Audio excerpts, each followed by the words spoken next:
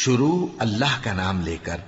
جو بڑا مہربان نہایت رحم والا ہے۔ سب تعریف اللہ ہی کو ہے جس نے اپنے محبوب بندے محمد صلی اللہ علیہ وآلہ وسلم پر یہ کتاب نازل کی اور اس میں کسی طرح کی کجی اور پیچیدگی نہ رکھی، بلکہ سیدھی اور سلیس اتاری تاکہ لوگوں کو عذاب سخت سے جو اس کی طرف سے آنے والا ہے ڈرائے، اور مومنوں کو جو نیک عمل کرتے ہیں خوشخبری سنائے کہ ان کے لیے ان کے کاموں کا نیک بدلہ یعنی بہشت ہے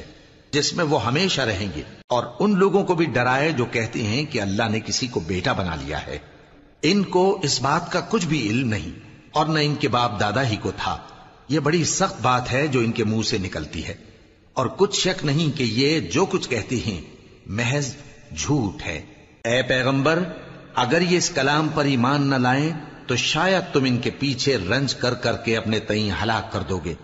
جو چیز زمین پر ہے ہم نے اس کو زمین کے لیے زینت بنایا ہے تاکہ لوگوں کی آزمائش کریں کہ ان میں کون اچھے عمل کرنے والا ہے،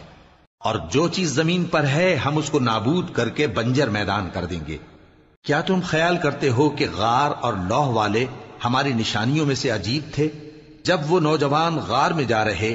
تو کہنے لگے کہ اے ہمارے پروردگار، ہم پر اپنے ہاں سے رحمت نازل فرما اور ہمارے کام میں درستی کے سامان مہیا کر۔ تو ہم نے غار میں کئی سال تک ان کے کانوں پر نیند کا پردہ ڈالے رکھا، یعنی ان کو سلائے رکھا، پھر ان کو جگا اٹھایا تاکہ معلوم کریں کہ جتنی مدت وہ غار میں رہے دونوں جماعتوں میں سے اس کی مقدار کس کو خوب یاد ہے۔ ہم ان کے حالات تم سے صحیح صحیح بیان کرتے ہیں۔ وہ کئی نوجوان تھے جو اپنے پروردگار پر ایمان لائے تھے،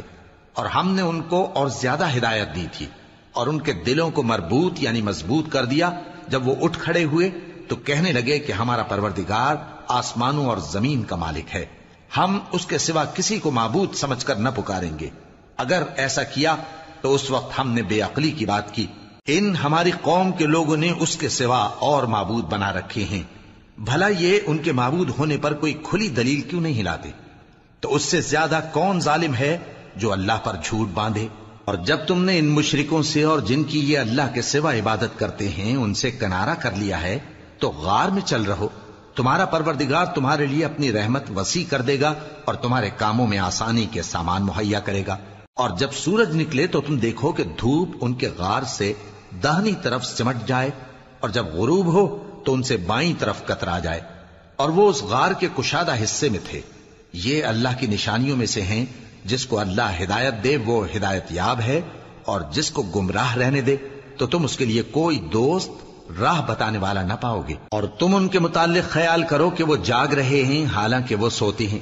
اور ہم ان کو دائیں اور بائیں کروٹ بدلاتے تھے، اور ان کا کتا چوکھٹ پر دونوں ہاتھ پھیلائے ہوئے تھا۔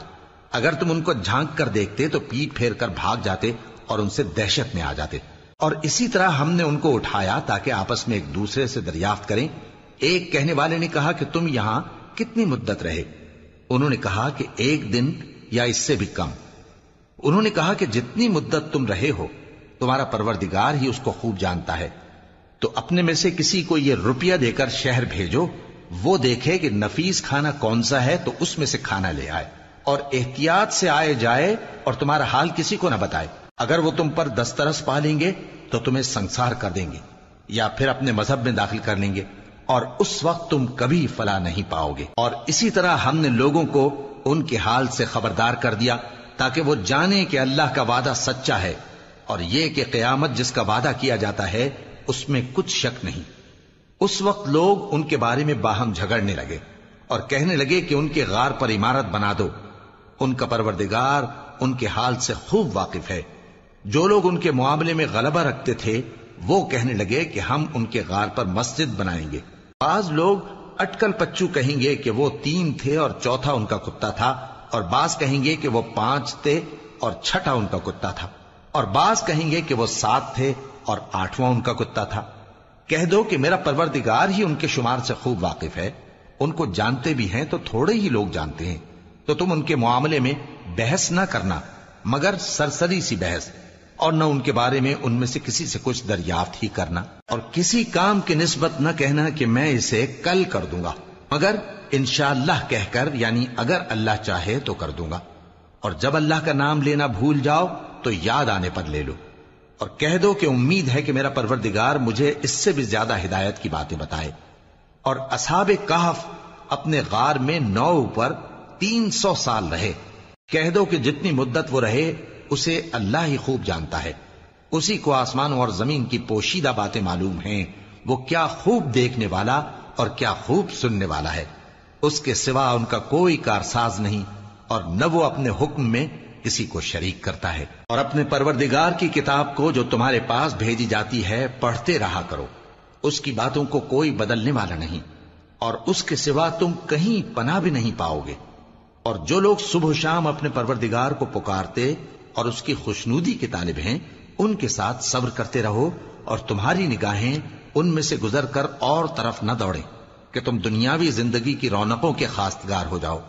اور جس شخص کے دل کو ہم نے اپنی یاد سے غافل کر دیا ہے اور وہ اپنی خواہش کی پیروی کرتا ہے اور اس کا کام حد سے بڑھ گیا ہے، اس کا کہا نہ ماننا۔ اور کہہ دو کہ لوگو یہ قرآن تمہارے پروردگار کی طرف سے برحق ہے، تو جو چاہے ایمان لائے اور جو چاہے کافر رہے۔ ہم نے ظالموں کے لیے دوزخ کی آگ تیار کر رکھی ہے جس کی قناتیں ان کو گھیر رہی ہوں گی، اور اگر فریاد کریں گے تو ایسے کھولتے ہوئے پانی سے ان کی داد رسی کی جائے گی جو پگھلے ہوئے تانبے کی طرح گرم ہوگا اور جو ان کے چہروں کو بھون ڈالے گا۔ ان کے پینے کا پانی بھی برا اور آرام گاہ بھی بری۔ اور جو ایمان لائے اور کام بھی نیک کرتے رہے تو ہم نیک کام کرنے والوں کا اجر ضائع نہیں کرتے۔ ایمان لائے اور کام بھی نیک کرتے رہے تو ہم نیک کام کرنے والوں کا اجر ضائع نہیں کرتے۔ ایسے لوگوں کے لیے ہمیشہ رہنے کے باغ ہیں جن میں ان کے محلوں کے نیچے نہریں بہ رہی ہیں، ان کو وہاں سونے کے کنگن پہنائے جائیں گے، اور وہ باریک دیبا اور اطلس کے سبز کپڑے پہنا کریں گے، اور تختوں پر تکیے لگا کر بیٹھا کریں گے۔ کیا خوب بدلہ اور کیا خوب آرام گاہ ہے۔ اور ان سے 2 شخصوں کا حال بیان کرو جن میں سے ایک کو ہم نے انگور کے 2 باغ عنایت کیے تھے اور ان کے گردا گرد کھجوروں کے درخت لگا دیے تھے اور ان کے درمیان کھیتی پیدا کر دی تھی۔ دونوں باغ کثرت سے پھل لاتے اور اس کی پیداوار میں کسی طرح کی کمی نہ ہوتی، اور دونوں میں ہم نے ایک نہر بھی جاری کر رکھی تھی، اور اس طرح اس شخص کو ان کی پیداوار ملتی رہتی تھی۔ تو ایک دن جبکہ وہ اپنے دوست سے باتیں کر رہا تھا، کہنے لگا کہ میں تم سے مال و دولت میں بھی زیادہ ہوں اور جتھے اور جماعت کے لحاظ سے بھی زیادہ عزت والا ہوں، اور ایسی شیخیوں سے اپنے حق میں ظلم کرتا ہوا اپنے باغ میں داخل ہوا۔ کہنے لگا کہ میں نہیں خیال کرتا کہ یہ باغ کبھی تباہ ہو، اور نہ خیال کرتا ہوں کہ قیامت برپا ہو، اور اگر میں اپنے پروردگار کی طرف لوٹایا بھی جاؤں تو وہاں ضرور اس سے اچھی جگہ پاؤں گا۔ تو اس کا دوست جو اس سے گفتگو کر رہا تھا کہنے لگا کہ کیا تم اس ذات سے کفر کرتے ہو جس نے تم کو مٹی سے پیدا کیا، پھر نطفے سے، پھر تمہیں پورا آدمی بنایا؟ مگر میں تو یہ کہتا ہوں کہ اللہ ہی میرا پروردگار ہے، اور میں اپنے پروردگار کے ساتھ کسی کو شریک نہیں کرتا۔ اور جب تم اپنے باغ میں داخل ہوئے تو تم نے ما شاء اللہ لا قوت الا باللہ کیوں نہ کہا؟ اگر تم مجھے مال و اولاد میں اپنے سے کمتر دیکھتے ہو تو عجب نہیں کہ میرا پروردگار مجھے تمہارے باغ سے بہتر عطا فرمائے، اور تمہارے اس باغ پر آسمان سے آفت بھیج دے تو وہ صاف میدان ہو جائے، یا اس باغ کی نہر کا پانی گہرائی میں اتر جائے تو پھر تم اسے تلاش نہ کر سکو، اور اس کے میووں کو عذاب نے آ گھیرا اور وہ اپنی چھتریوں پر گر کر رہ گیا، تو جو مال اس نے اس پر خرچ کیا تھا اس پر حسرت سے ہاتھ ملنے لگا اور کہنے لگا کہ کاش میں اپنے پروردگار کے ساتھ کسی کو شریک نہ بناتا۔ اس وقت اللہ کے سوا کوئی جماعت اس کی مددگار نہ ہوئی اور نہ وہ بدلہ لے سکا۔ یہاں سے ثابت ہوا کہ حکومت سب اللہ کی ہے، جو معبود برحق ہے وہی بہترین ثواب عطا کرنے والا اور بہترین انجام لانے والا ہے۔ اور ان سے دنیا کی زندگی کی مثال بھی بیان کر دو کہ وہ ایسی ہے جیسے پانی جسے ہم نے آسمان سے برسایا تو اس کے ساتھ زمین کی پیداوار مل کر نکلی، پھر وہ چورا چورا ہو گئی کہ ہوائیں اسے اڑاتی پھرتی ہیں، اور اللہ تو ہر چیز پر قدرت رکھتا ہے۔ مال اور بیٹے تو دنیا کی زندگی کی رونق و زینت ہیں، اور نیکیاں جو باقی رہنے والی ہیں وہ ثواب کے لحاظ سے تمہارے پروردگار کے ہاں بہت اچھی اور امید کے لحاظ سے بہت بہتر ہیں۔ اور جس دن ہم پہاڑوں کو چلائیں گے اور تم زمین کو صاف میدان دیکھو گے اور ان لوگوں کو ہم جمع کر لیں گے تو ان میں سے کسی کو بھی نہیں چھوڑیں گے، اور سب تمہارے پروردگار کے سامنے صف باندھ کر لائے جائیں گے، تو ہم ان سے کہیں گے کہ جس طرح ہم نے تم کو پہلی بار پیدا کیا تھا اسی طرح آج تم ہمارے سامنے آئے، لیکن تم نے تو یہ خیال کر رکھا تھا کہ ہم نے تمہارے لیے قیامت کا کوئی وقت مقرر ہی نہیں کیا، اور اعمال کی کتاب کھول کر رکھی جائے گی تو تم گناہگاروں کو دیکھو گے کہ جو کچھ اس میں لکھا ہوگا اس سے ڈر رہے ہوں گے، اور کہیں گے ہائے شامت، یہ کیسی کتاب ہے کہ نہ چھوٹی بات کو چھوڑتی ہے نہ بڑی کو، کوئی بات بھی نہیں مگر اسے لکھ رکھا ہے، اور جو جو عمل کیے ہوں گے سب کو حاضر پائیں گے، اور تمہارا پروردگار کسی پر ظلم نہیں کرے گا۔ اور جب ہم نے فرشتوں کو حکم دیا کہ آدم کو سجدہ کرو تو سب نے سجدہ کیا مگر ابلیس نے نہ کیا، وہ جنات میں سے تھا تو اپنے پروردگار کے حکم سے باہر ہو گیا۔ کیا تم اس کو اور اس کی اولاد کو میرے سوا دوست بناتے ہو، حالانکہ وہ تمہارے دشمن ہیں، اور شیطان کی دوستی ظالموں کے لیے اللہ کی دوستی کا برا بدل ہے۔ میں نے ان کو نہ تو آسمانوں اور زمین کے پیدا کرنے کے وقت بلایا تھا اور نہ خود ان کے پیدا کرنے کے وقت، اور میں ایسا نہ تھا کہ گمراہ کرنے والوں کو مددگار بناتا۔ اور جس دن اللہ فرمائے گا کہ اب میرے شریکوں کو جن کی نسبت تم معبود ہونے کا گمان رکھتے تھے بلاؤ، تو وہ ان کو بلائیں گے مگر وہ ان کو کچھ جواب نہ دیں گے، اور ہم ان کے درمیان ہلاکت کی ایک جگہ بنا دیں گے، اور گناہگار لوگ دوزخ کو دیکھیں گے تو یقین کر لیں گے کہ وہ اس میں پڑنے والے ہیں،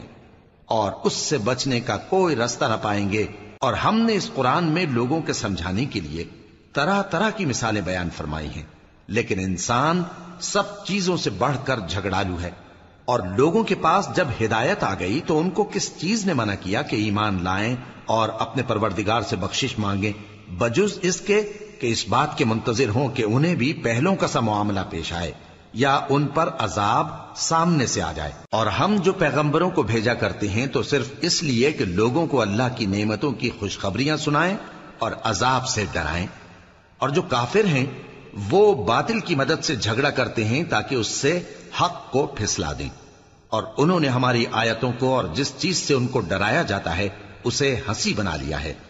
اور اس سے بڑھ کر ظالم کون، جس کو اس کے پروردگار کی آیات کے ذریعے سمجھایا گیا تو اس نے ان سے منہ پھیر لیا، اور جو اعمال وہ آگے کر چکا اس کو بھول گیا۔ ہم نے ان کے دلوں پر پردے ڈال دیے کہ اسے سمجھ نہ سکیں، اور کانوں میں ثقل پیدا کر دیا ہے کہ سن نہ سکیں، اور اگر تم ان کو رستے کی طرف بلاؤ تو کبھی رستے پر نہ آئیں گے، اور تمہارا پروردگار بخشنے والا صاحب رحمت ہے۔ اگر وہ ان کے کرتوتوں پر ان کو پکڑنے لگے تو ان پر جھٹ عذاب بھیج دے، مگر ان کے لیے ایک وقت مقرر کر رکھا ہے کہ اس کے عذاب سے کوئی پناہ کی جگہ نہ پائیں گے۔ اور یہ بستیاں جو ویران پڑی ہیں، جب انہوں نے کفر کر کے ظلم کیا تو ہم نے ان کو تباہ کر دیا، اور ان کی تباہی کے لیے ایک وقت مقرر کر دیا تھا۔ اور جب موسیٰ نے اپنے شاگرد سے کہا کہ جب تک میں دو دریاؤں کے ملنے کی جگہ نہ پہنچ جاؤں ٹلنے کا نہیں، خاص صدیوں چلتا رہوں، پھر جب وہ دونوں ان دریاؤں کے سنگم پر پہنچے تو اپنی مچھلی بھول گئے، پھر اس مچھلی نے دریا میں سرنگ کی طرح اپنا رستہ بنا لیا۔ جب آگے چلے تو موسیٰ نے اپنے شاگرد سے کہا کہ ہمارا کھانا لاؤ، اس سفر سے ہم کو بہت تکان ہو گئی ہے۔ اس نے کہا کہ بھلا آپ نے دیکھا کہ جب ہم نے اس چٹان کے پاس آرام کیا تھا تو میں مچھلی وہیں بھول گیا،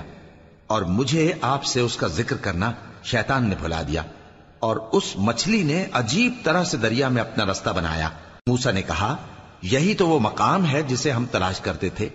تو وہ اپنے پاؤں کے نشان دیکھتے دیکھتے لوٹ گئے۔ وہاں انہوں نے ہمارے بندوں میں سے ایک بندہ دیکھا جس کو ہم نے اپنے ہاں سے رحمت خاص سے نوازا تھا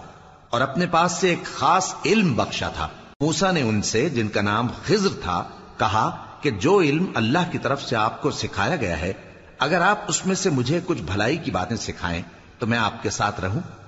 خضر نے کہا کہ تم میرے ساتھ رہ کر صبر نہیں کر سکو گے،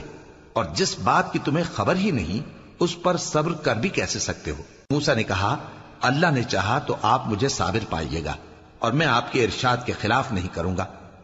خضر نے کہا اگر تم میرے ساتھ رہنا چاہو تو شرط یہ ہے مجھ سے کوئی بات نہ پوچھنا جب تک میں خود اس کا ذکر تم سے نہ کروں۔ تو دونوں چل پڑے، یہاں تک کہ جب کشتی میں سوار ہوئے تو خضر نے کشتی کو پھاڑ ڈالا۔ موسیٰ نے کہا کیا آپ نے اس کو اس لیے پھاڑا ہے کہ سواروں کو غرق کر دی؟ یہ تو آپ نے بڑی عجیب بات کی۔ خضر نے کہا کیا میں نے نہیں کہا تھا کہ تم میرے ساتھ صبر نہ کر سکو گے؟ موسیٰ نے کہا کہ جو بھول مجھ سے ہوئی اس پر مواخذہ نہ کیجیے اور میرے معاملے میں مجھ پر مشکل نہ ڈالیے۔ پھر دونوں چلے، یہاں تک کہ رستے میں ایک لڑکا ملا تو خضر نے اسے مار ڈالا۔ موسیٰ نے کہا کہ آپ نے ایک بے گناہ شخص کو ناحق بغیر قصاص کے مار ڈالا، یہ تو آپ نے بری بات کی۔ خضر نے کہا کیا میں نے نہیں کہا تھا کہ تم سے میرے ساتھ صبر نہیں ہو سکے گا؟ انہوں نے کہا کہ اگر میں اس کے بعد پھر کوئی بات پوچھوں یعنی اعتراض کروں تو مجھے اپنے ساتھ نہ رکھیے گا کہ آپ میری طرف سے عذر کے قبول کرنے میں حد کو پہنچ گئے ہیں۔ پھر دونوں چلے، یہاں تک کہ گاؤں والوں کے پاس پہنچے اور ان سے کھانا طلب کیا۔ انہوں نے ان کی ضیافت کرنے سے انکار کیا۔ پھر انہوں نے وہاں ایک دیوار دیکھی جو گرا چاہتی تھی تو خضر نے اس کو سیدھا کر دیا۔ موسیٰ نے کہا کہ اگر آپ چاہتے تو ان سے اس کا معاوضہ لے لیتے تاکہ کھانے کا کام چلتا۔ خضر نے کہا کہ اب مجھ میں اور تم میں علیحدگی، مگر جن باتوں پر تم صبر نہ کر سکے میں ان کا تمہیں بھید بتائے دیتا ہوں کہ وہ جو کشتی تھی غریب لوگوں کی تھی جو دریا میں محنت کر کے یعنی کشتیاں چلا کر گزارا کرتے تھے، اور ان کے سامنے کی طرف ایک بادشاہ تھا جو ہر اچھی کشتی کو زبردستی چھین لیتا تھا، تو میں نے چاہا کہ اسے عیبدار کر دوں تاکہ وہ اسے غصب نہ کر سکے۔ اور وہ جو لڑکا تھا اس کے ماں باپ دونوں مومن تھے، ہمیں اندیشہ ہوا کہ وہ بڑا ہو کر بد کردار ہوگا تو کہیں ان کو سرکشی اور کفر میں نہ پھنسا دے،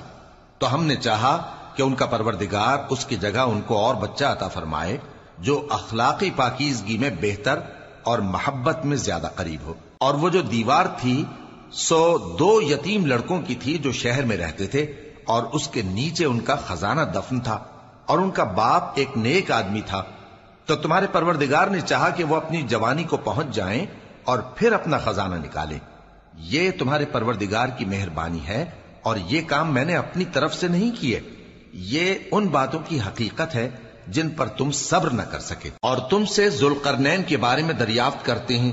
کہہ دو کہ میں اس کا کسی قدر حال تمہیں پڑھ کر سناتا ہوں۔ ہم نے اس کو زمین میں بڑا اقتدار دیا تھا اور ہر طرح کا سامان اس کو عطا کیا تھا، تو اس نے ایک سفر کا سامان کیا، یہاں تک کہ جب سورج کے غروب ہونے کی جگہ پہنچا تو اسے ایسا پایا کہ ایک کیچڑ والے چشمے میں ڈوب رہا ہے، اور اس چشمے کے پاس ایک قوم دیکھی۔ ہم نے کہا ذوالقرنین تم ان کو خواہ تکلیف دو خواہ ان کے بارے میں بھلائی اختیار کرو، دونوں باتوں کی تم کو قدرت ہے۔ ذوالقرنین نے کہا کہ جو کفر و بد کرداری سے ظلم کرے گا اسے ہم سزا دیں گے،